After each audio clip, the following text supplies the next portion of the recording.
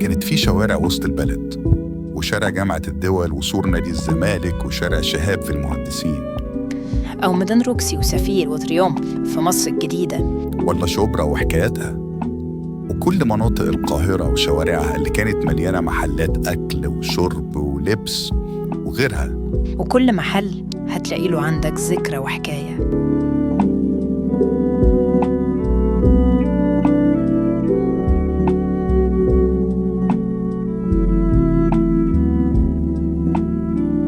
كان ممكن نخبط مشوار لحد مكان معين بيتباع فيه حاجة معينة ونرجع تاني عادي.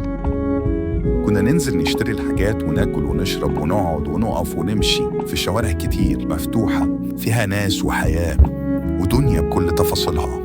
محدش ضد التطور، وأكيد الحياة دلوقتي فيها جمال خاص بيها، ويمكن تكون بقت أسهل وأريح بكتير. لكن أكيد برضو إن مع أي تطور بنكسب حاجات وبنخسر حاجات.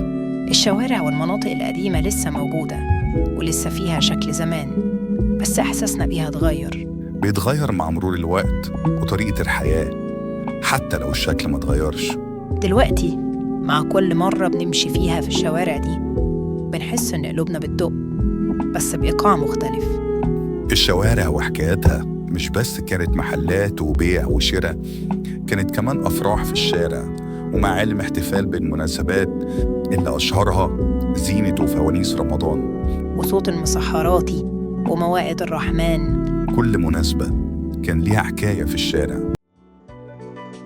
لو عجبك المحتوى هتلاقي الحلقة كاملة تحت الفيديو، وباقي الحلقات في الوصف.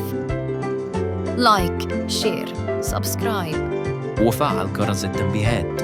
اكتب لنا في كومنت أكتر فيديو عجبك، واقترح موضوع الفيديو اللي جاي، واسمك هيتكتب في الحلقة. يوتيوب يا ميديا.